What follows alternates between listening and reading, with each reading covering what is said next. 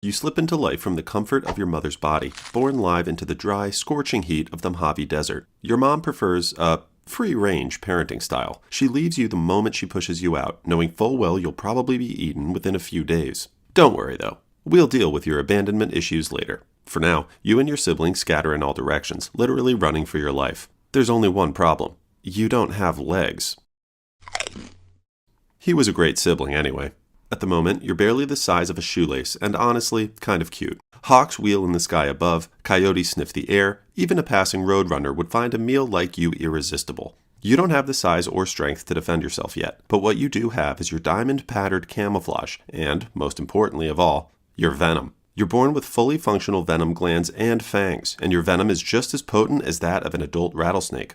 You find shade under a creosote bush, your body blending perfectly with the sandy earth. You stay still, invisible. Survival isn't about bravery. It's about not being seen. But relaxing in the shade won't get you fed. Hunger pulls you from the shadows. Now the real games begin. Your senses sharpen as instinct takes over. You flick your tongue, tasting the air. The desert smells of dust, dry grass, and a lizard? There. A lizard basking in the sun, its tiny chest puffing with each oblivious breath. You coil your body, every muscle wound like the spring of a trap. Your forked tongue flicks the air, tasting the faintest chemical trails, a whisper of the lizard's presence. Closer, closer. And then, you strike as fast as lightning. Your fangs sink in. The venom sinks into the lizard's bloodstream, immobilizing it and shutting down its nervous system. You retreat, waiting while the venom works its magic. When the lizard stops moving, you swallow it whole. Your first kill is yours. It's a tiny victory, but a victory nonetheless, the first of many. You want to grow fast. Out here, survival is all about getting big, strong, and sneaky.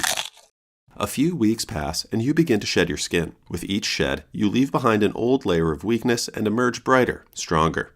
After your first shed, you notice something new, a tiny segment at the tip of your tail. It's the start of your rattle, the instrument that will one day make you infamous. For now, it's small and almost laughable, but your body grows with each meal. Your venom glands mature, and your strikes become faster. You're getting bigger and are moving up the food chain. Lizards are still on the menu, but now you've got your sights set on bigger game, wood rats and ground squirrels. Phew, that was close. Don't get cocky just yet. You're not the biggest predator out here by any means. There are coyotes, hawks, and roadrunners that would love to make a meal out of you if they get the chance. You're basking on a sunlit rock when you hear the soft crunch of sand behind you. A coyote. Its sharp eyes lock onto you, and it inches closer, teeth bared. Your tail buzzes to life, vibrating with a rattling sound that cuts through the still desert air. The noise is sharp, unnatural, an ancient warning. For thousands of years, predators have learned to fear it. Evolution has burned the lesson into their instincts. This sound means venom, pain, and death. The coyote freezes, ears twitching as the rattle resonates in the air. It doesn't matter if this coyote has encountered a rattlesnake before. The warning is universal,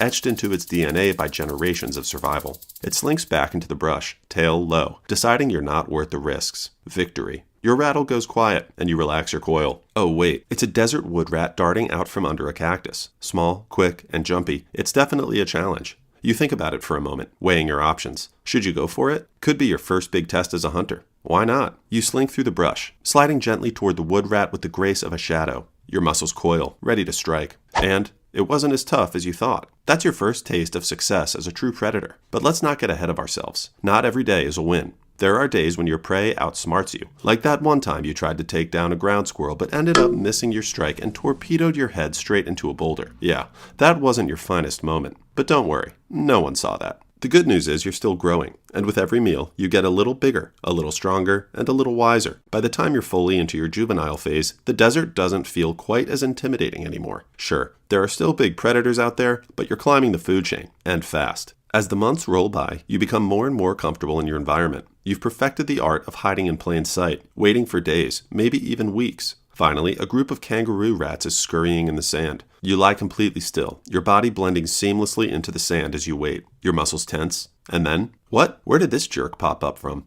Do you think he'd mind if you asked for just a small bite to curb your hunger? Oh, maybe that's not such a good idea. Let's get out of here. You continue to refine your skills, learning more about your environment and your place in it. You've mastered the art of stealth, using your patterned skin to blend seamlessly into the desert around you. You've developed a keen sense of smell, allowing you to track prey even through the toughest terrain. And your body? Pure muscle at this point. You're no longer just a juvenile rattlesnake. You're 3 years old now and entering adulthood. You've reached a size that commands respect, or at least some healthy fear from most of the creatures in this territory. At over 5 feet long and still growing, you're a true force to be reckoned with. No more small-time snacks for you. You've graduated to bigger prey, and by bigger, we're talking kangaroo rats, jackrabbits, and even the occasional bird that dares to come too close. As you grow, the desert becomes more crowded, and you need a place to call your own. It's time to search for a territory, a safe space where you can hunt, rest, and hunt some more. You slither through the vast Mojave, the hot sand warming your belly as you pass over endless dunes and sharp rocks. Dry winds whistle through creosote bushes, carrying with them the faint scent of prey and predators alike. You need to find a secluded patch of desert,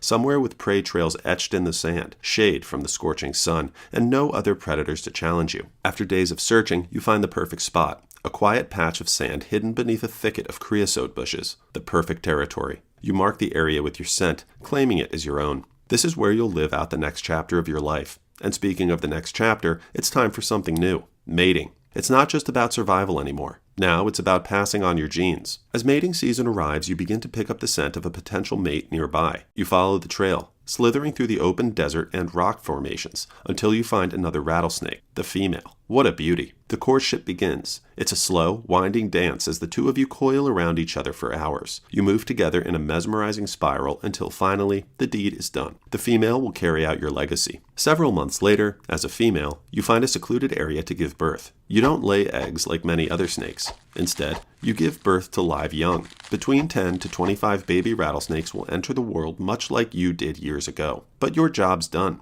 You leave, never to see the offspring, knowing that most of them won't survive their first year. Anyway, let's get back to some fun now. As you grow older and bigger, your body starts to feel the wear and tear of years spent hunting and surviving. You're still strong, there's no doubt about that, but you're not as fast as you once were. The youthful energy that once fueled your every hunt is starting to fade, and you find yourself needing to be a little more strategic with your moves. As you lie coiled beneath the shade of a creosote bush, you sense something moving nearby. It's a lizard, casually sunbasking near the scrub. Normally, you wouldn't bother with something as small as a lizard anymore, but today you're feeling a little nostalgic. After all, it's been a while since you last took one down, and there's something satisfying about going back to where it all started. You wait, watching, your body completely still beneath the shade of the scrub. The lizard inches closer, oblivious to the danger lurking just inches away. And then, in a flash, you strike. Your fangs sink into your prey in an instant, and within moments it's over. You've still got it. But as you swallow your meal, you can't help but notice that it's not quite as satisfying as it used to be. Sure, the thrill of the hunt is still there, but something's changed. You've grown, not just physically, but mentally.